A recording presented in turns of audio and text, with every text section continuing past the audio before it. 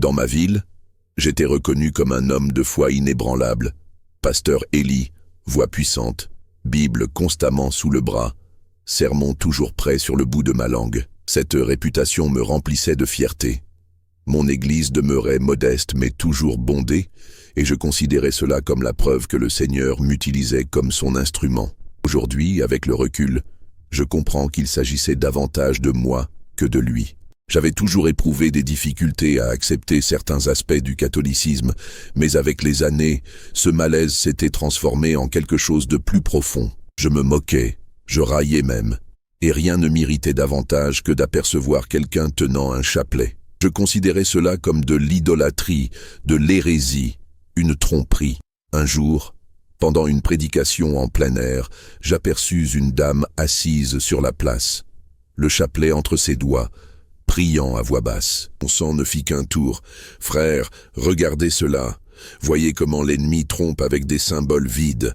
Ce collier de perles ne sauve personne. Seul Jésus sauve. » Je me souviens d'avoir prononcé ces mots à haute voix, et tous les regards se tournèrent vers cette dame. Elle baissa simplement la tête, fit le signe de croix, et continua sa prière. À cet instant, je ressentis quelque chose d'étrange. Une sorte de silence profond, comme si le ciel avait fermé ses oreilles pour moi. Mais je l'ignorais, poursuivant ma vie, mes cultes, mes certitudes, jusqu'à ce que mon fils tombe malade. David, mon enfant de 8 ans, si robuste, si plein de vie, commença par une légère fièvre. En 2 jours, il convulsait. Les médecins ne parvenaient pas à identifier le mal. Je priais, je jeûnais, je clamais, mais rien ne semblait se produire depuis les cieux. C'est alors que commença l'effondrement. Le sol se déroba sous mes pieds. Moi qui me croyais un guerrier de la foi, je commençais à ressentir la peur, une peur véritable. Et quand on a peur, on commence à voir tout différemment.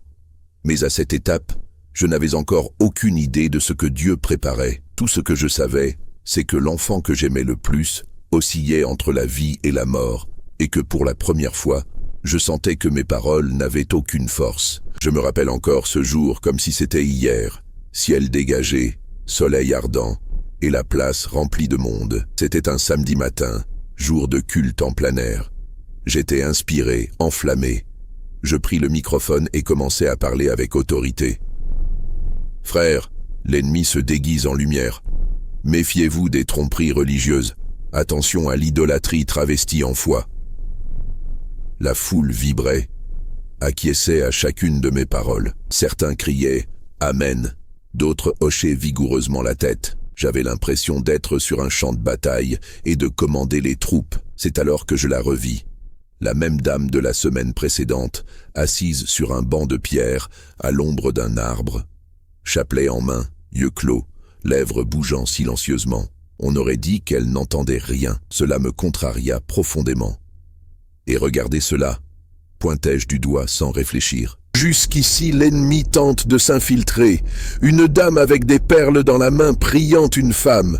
Frère, c'est de l'aveuglement spirituel. Marie ne sauve personne. » Quelques-uns rirent. D'autres la fixèrent. Elle demeura là, impassible. Elle ouvrit les yeux, me regarda directement, mais ne dit rien. Elle fit simplement le signe de croix et reprit sa prière. Ce regard me déconcerta. Il n'y avait ni colère ni crainte, c'était de la compassion. Je ne le compris pas, mais quelque chose en moi se tordit. C'était comme si mon âme reconnaissait l'excès, mais mon orgueil ne me permettait pas de m'arrêter. « Seul Jésus sauve », criai-je. Marie ne fut qu'un instrument, et celui qui adore l'instrument oublie le Créateur. Je terminai le culte avec la voix fatiguée et la poitrine lourde d'un sentiment étrange. La foule se dispersa, mais l'image de cette femme resta avec moi. Arrivé chez moi, je ne pus me reposer. Mon épouse remarqua mon trouble et me demanda ce qui se passait. « Rien », répondis-je sèchement. Mais ce n'était pas rien, c'était tout. C'était le début de quelque chose. Cette nuit-là, je rêvais encore de cette dame, mais cette fois, elle n'était pas seule. Derrière elle se tenait une silhouette que je n'avais jamais vue en songe. Une femme enveloppée d'un manteau bleu, avec les yeux les plus tristes et les plus doux que j'ai jamais vus. Elle me regardait comme pour dire « Tu ne sais pas ce que tu dis ». Je me réveillais en sueur, la chambre obscure, le cœur battant la chamade, et lui qui tente de me troubler. Murmurai-je, mais quelque chose en moi disait le contraire. Les jours suivants furent étranges. Je continuais ma routine, prêcher, visiter les frères, diriger les cultes, mais quelque chose avait changé. Ce rêve, ce regard ne quittait pas mon esprit. J'essayais de l'ignorer, de feindre que ce n'était qu'un tour de mon imagination, mais chaque fois que je fermais les yeux, elles étaient là, la dame et la femme au manteau bleu. Je commençais à voir des choses, ou peut-être à remarquer ce que je me refusais de voir auparavant. Lors d'une visite pastorale, j'entrais chez une sœur malade. À côté de son lit se trouvait une image de la Vierge Marie. Par réflexe, j'aurais presque demandé qu'elle l'enlève de là.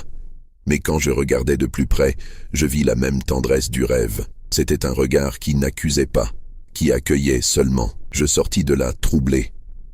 Pour la première fois de ma vie, je n'avais pas la certitude que ce en quoi je croyais était complet. Mais ce fut cette nuit-là que quelque chose arriva vraiment. Mon fils David commença à tousser violemment, si fort qu'il vomit du sang. Nous courûmes à l'hôpital. Fièvre élevée, pupilles dilatées, les médecins ne savaient pas ce que c'était. Ils firent des examens, donnèrent des médicaments. Rien ne fonctionnait. « Attendez, nous allons observer », dirent-ils. Je m'accrochai à la parole comme je l'avais toujours fait. « Seigneur, guéris mon fils au nom de Jésus, je l'ordonne », clamai-je comme je l'avais fait des centaines de fois. Mais il y avait le silence. Et pour la première fois, ce silence me faisait mal. Je restai seul avec David quelques minutes. Il dormait, mais il était pâle, faible. C'est alors que je vis quelque chose par terre, tomber près du lit d'hôpital. Un chapelet. Je ne sais d'où il venait, peut-être d'une visite précédente. Je le ramassai juste pour le ranger, mais en le tenant, je ressentis un frisson.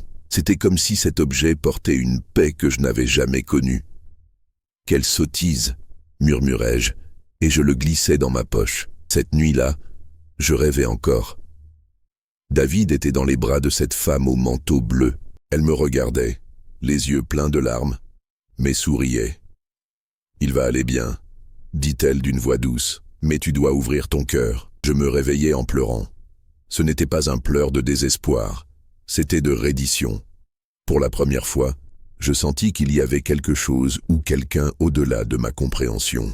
Je repris le chapelet, le contemplai, et me découvris disant à voix basse, avec honte même de moi-même, « Marie, je ne te connais pas, mais si tu es proche de Dieu comme on le dit, intercède pour moi, pour mon fils. » Et c'est ainsi que commença le changement. Je ne sortis pas de l'hôpital ce jour-là.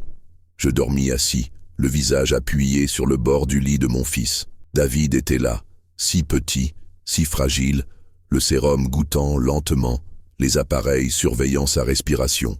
Et moi, je ne pouvais que répéter dans mon esprit « Ne me l'enlève pas, Seigneur, prends tout de moi sauf lui ». Mais au fond, quelque chose me disait que je n'étais plus seul dans cette chambre. Pour la première fois de ma vie, je ne demandais pas seulement à Jésus, je demandais à sa mère, non par idolâtrie, non par désespoir, mais par humilité. Je pris le chapelet. Cette chose que j'appelais superstition inutile était maintenant dans mes mains et dans mon cœur. Et là, à voix basse, comme si j'apprenais une nouvelle langue, je commençais à prier. « Je vous salue Marie, pleine de grâce, le Seigneur est avec vous. » C'était comme si chaque mot nettoyait un peu de l'arrogance que je portais, comme si la prière lavait l'âme avant d'atteindre le ciel. Mon épouse entra dans la chambre et me vit pleurer. Elle ne dit rien, s'assit simplement à mes côtés et prit ma main. « Tu récites le chapelet ?» me demanda-t-elle avec douceur. « Je demande de l'aide », répondis-je sans honte, à celle qui aime Jésus plus que quiconque. Elle pleura aussi, et nous restâmes là, tous les deux à genoux, tête baissée, cœur ouvert, et espoir blessé. Le médecin entra tôt le matin. Je dormais par terre, serrant le chapelet, me réveilla d'une légère tape. « Pasteur Élie, votre fils s'est réveillé. » Je bondis comme si un éclair me traversait le corps. Je courus jusqu'au lit. David avait les yeux ouverts, faible, mais il souriait. « Papa, j'ai rêvé d'une dame vêtue de bleu, » chuchota-t-il. Elle m'a dit qu'elle allait prendre soin de moi. Mes jambes flanchèrent. Je m'agenouillai par terre et pleurai comme un enfant. Merci, merci, merci. Et là, dans cette chambre d'hôpital, je le sus. Dieu ne m'avait pas abandonné. La Vierge Marie n'était pas une rivale, c'était un pont, un refuge, un silence plein de tendresse. Et ce fut à ce moment que je cessais d'être seulement le pasteur Élie et commençais, sans m'en rendre compte, à renaître comme un véritable homme de foi. La guérison de David fut plus rapide que ce qu'aucun médecin ne pouvait expliquer. En moins de 3 jours, il marchait déjà dans les couloirs, avec cette curiosité habituelle. « Papa, me dit-il, la dame au manteau bleu a dit que tu es têtu mais que tu as bon cœur. » Cela me désarma. Je ne lui avais rien raconté. Rien. Le chapelet restait dans ma poche comme un secret intime. Je rentrais chez moi quelques jours plus tard, étant devenu autre. Les murs de l'église étaient toujours là, les chaises alignées, la chaire où tant de fois j'avais frappé du poing en criant « Amen » brillait encore de son vernis bon marché. Mais moi je n'étais plus le même. J'essayais de reprendre les cultes comme si rien ne s'était passé. Je parlais de foi, d'épreuves, mais mes paroles sonnaient creux, comme l'écho d'un homme qui n'existait plus. Un soir, je m'assis seul dans le salon. Je repris le chapelet, non plus comme souvenir, mais comme signe de quelque chose qui m'appelait vers un lieu nouveau, un lieu où j'avais besoin d'apprendre à me taire, à écouter. J'appelais Doña Concepción, la femme au chapelet, celle que j'avais humiliée sur la place. « Sœur, puis-je vous rendre visite ?» Il y eut un silence de l'autre côté, puis une réponse tranquille. « Les portes sont ouvertes, pasteur. Que la paix de Marie soit avec vous. » J'entrais dans sa maison, le cœur serré. Je m'agenouillais par terre. « Pardonnez-moi, je ne savais pas. » Elle m'embrassa comme une mère, sans juger, sans reprocher. « La mère du ciel t'a déjà pardonné, mon fils. Elle attendait seulement que tu la connaisses. » Je sortis de là transformé. J'emportais un fascicule. Prière du rosaire. Je commençais à prier plus fréquemment, seul dans l'obscurité, sentant chaque grain entre mes doigts comme des pas vers un nouveau chemin. Je retournai à l'église, mais je ne pus plus prêcher comme avant. La communauté le remarqua. Quelques fidèles s'approchèrent de moi. « Vous devenez catholique, pasteur ?» Je baissai la tête. J'essaie seulement de suivre la vérité. Et la vérité m'a mené jusqu'à la mère de mon Seigneur. Et c'est ainsi que commença la plus grande bataille spirituelle de ma vie, non contre les démons, mais contre mon propre orgueil, contre la honte, contre la peur de recommencer, d'admettre que j'avais été aveugle si longtemps. Mais une chose, je la savais déjà. Jamais plus je ne mépriserai ce que le ciel respecte avec tant de tendresse. Et ce chapelet oublié était maintenant le symbole de tout ce que j'avais trouvé. Cette nuit-là fut différente. La maison était silencieuse, mes enfants dormaient, mon épouse aussi. Et moi, assis sur la terrasse avec le chapelet entre les mains, je regardais le ciel comme quelqu'un qui cherche des réponses. Je savais qu'à partir de ce moment, il n'y avait plus de retour en arrière. Je n'étais plus le pasteur qui criait contre les saints, ni l'homme qui pointait du doigt sur la place publique. J'étais seulement quelqu'un qui avait été touché par la miséricorde. Ce fut là, avec le vent froid de l'aube et le cœur brûlant, que je prononçai à haute voix pour la première fois les paroles que j'avais tant critiquées. « Je vous salue, Marie, pleine de grâce. Le Seigneur est avec vous. » Je tremblais à chaque mot. Un mur s'écroulait en moi, comme si mon cœur était une vieille cité pleine de murailles de pierre, qui se rendait enfin à la lumière. « Vous êtes bénie entre toutes les femmes. » Et je pleurais. Je pleurais comme jamais auparavant, parce que je réalisais combien j'avais été dur, combien j'avais nié ce que je ne comprenais pas. Et Jésus, le fruit de vos entrailles, est béni. Ces paroles résonnèrent en moi comme une chanson ancienne, familière. C'était comme si elles avaient toujours été en moi, attendant simplement le moment juste pour fleurir. Quand je terminais cette Ave Maria, je n'étais plus le même. Je restais là, yeux fermés comme un enfant qui trouve refuge dans le giron d'une mère. Et à ce moment, je compris, Marie n'est pas Dieu. Elle ne l'a jamais été. Mais elle est mère. Et aucune mère qui aime son fils ne refuse d'aider celui qui l'aime aussi. Dans les jours suivants, je priais chaque jour, parfois en secret, parfois avec peur, mais toujours avec paix. Mon épouse commença à prier avec moi. Puis ma fille aînée. Et alors, avec calme, avec respect, nous commençâmes à visiter la paroisse du village. Je ne voulais plus prêcher, je voulais écouter, apprendre, me reconstruire, parce qu'au fond, je savais, le Dieu qui m'avait appelé depuis le début avait attendu le moment juste pour me montrer la beauté complète de la foi. Et il l'avait fait par l'intermédiaire de la femme que j'avais le plus rejetée, Marie, la plus silencieuse, la plus humble, la plus forte. Parfois, les miracles n'arrivent pas avec des tonnerres ni des lumières dans le ciel. Parfois, ils viennent doucement, comme la brise qui entre par la fenêtre pendant qu'on dort encore. Ainsi en fut-il pour moi. Quelques jours après ce premier Ave Maria, ma maison était différente. Non seulement à l'extérieur, mais à l'intérieur. L'atmosphère, l'ambiance, la paix. C'était comme si une présence douce habitait maintenant là. David, mon fils, non seulement s'était guéri, mais rayonnait d'une joie contagieuse. « Papa, je peux prier avec toi ce soir ?» me demanda-t-il une nuit. « Bien sûr, mon fils. » Et nous étions là. Lui, moi et mon épouse, 3 voix unies, récitant le chapelet avec révérence. Je ne savais pas exactement comment le diriger. Je me sentais encore incertain, craignant de mal faire, mais chaque fois que j'essayais de résister, quelque chose en moi disait « Tu es sur le bon chemin. Continue seulement. » Je commençais à remarquer des choses que j'ignorais auparavant. La bonté des saints, la sagesse de la liturgie, la profondeur du silence pendant l'adoration, et par-dessus tout, la présence de Marie dans tout ce qui avait trait à l'amour. Un jour, Doña Concepción me rendit visite à nouveau. Elle apporta un cadeau.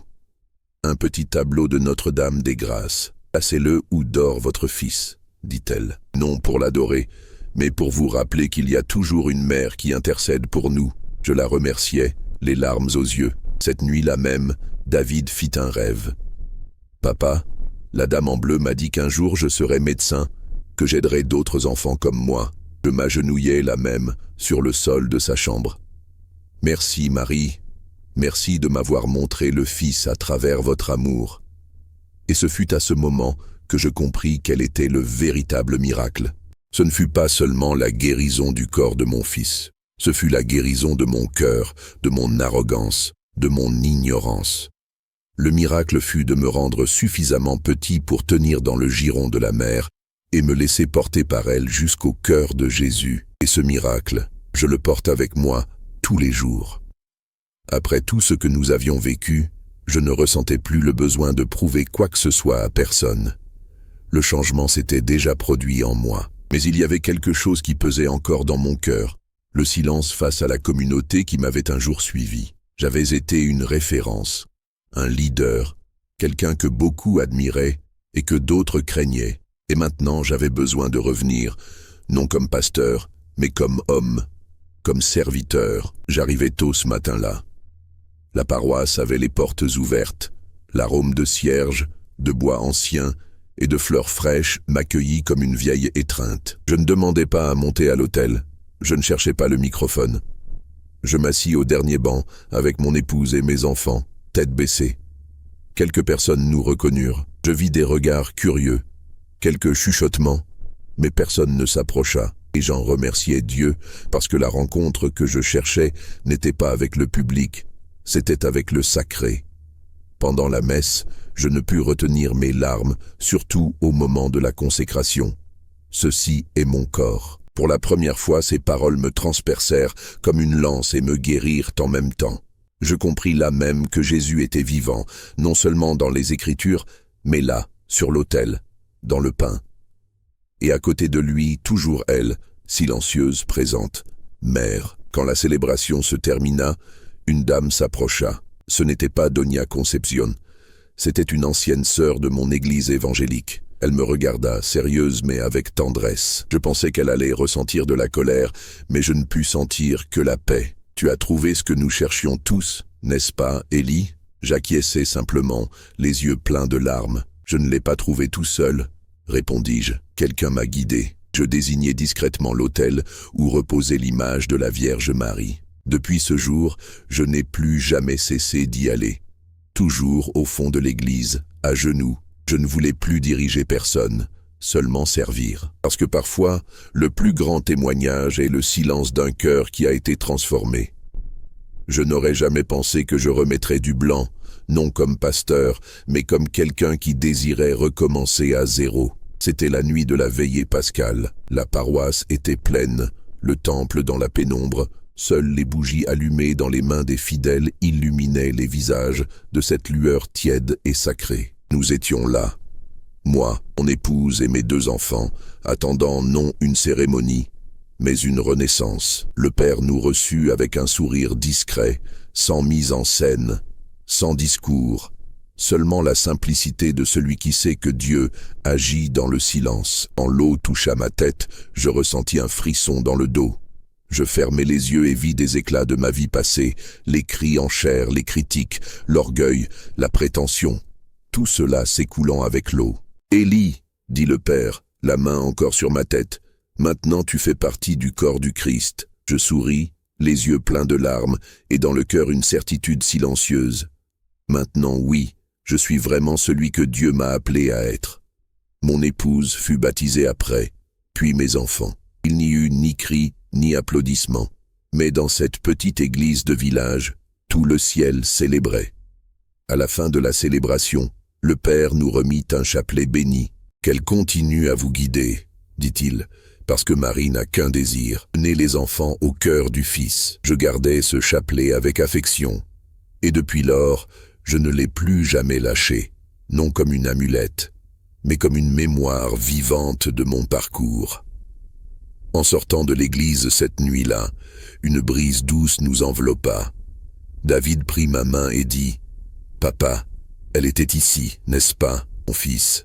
répondis-je. « Et elle ne nous quittera plus jamais, parce que maintenant nous sommes à elle, et par elle, nous sommes entièrement à Jésus. » Aujourd'hui, personne ne m'appelle plus pasteur Élie. Et pour être sincère, cela ne m'a jamais dérangé, parce que je ne suis plus cet homme, celui qui montait en chair avec la Bible sous le bras, la voix ferme et la poitrine pleine de certitude, qui parlait comme s'il connaissait tous les mystères de Dieu, qui se moquait de ce qu'il ne comprenait pas et s'en enorgueillissait encore. Aujourd'hui, ma mission est différente. Chaque matin, je me lève avant le lever du soleil. La maison est encore obscure, silencieuse. Je prépare le café comme toujours, mais avant de prendre la première gorgée, je m'agenouille dans un coin du salon. Nous avons un petit autel que nous avons monté à la maison. Une image simple de Notre-Dame des Grâces, une bougie, un chapelet, un crucifix. Parfois je prie seul, parfois mon épouse s'approche et me prend la main.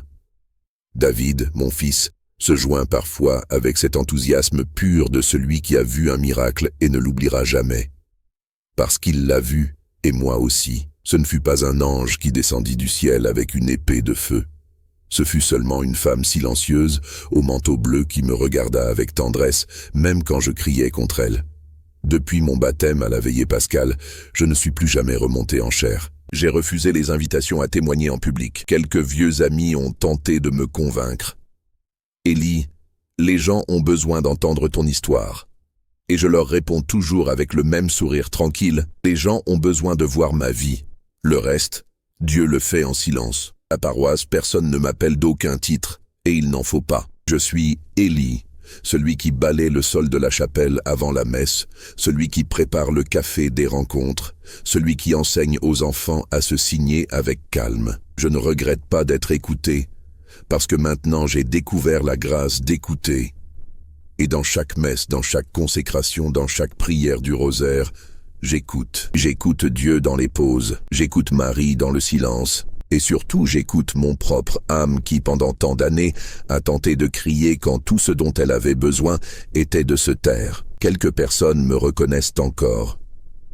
Parfois, au marché ou à l'entrée de l'église, quelqu'un m'arrête. « Vous êtes Élie, ce pasteur qui est devenu catholique ?» Je ne le nie pas. Oui, c'est moi. Quand cela s'est-il passé ?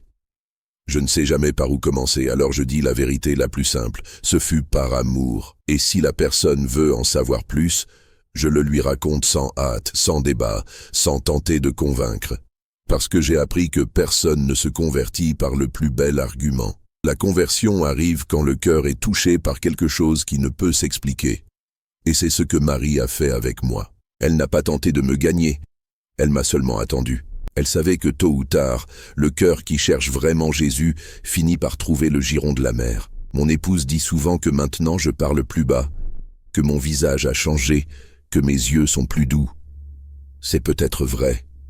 C'est peut-être ce qui arrive quand on lâche l'orgueil et qu'on accepte d'être seulement un fils. Parfois, pendant la messe, je m'émeus en voyant un vieillard se signer, un enfant toucher le chapelet de sa grand-mère, une femme au voile pleurer en silence devant l'autel. Parce que maintenant je comprends, tout cela que j'appelais un jour idolâtrie n'était que de l'amour.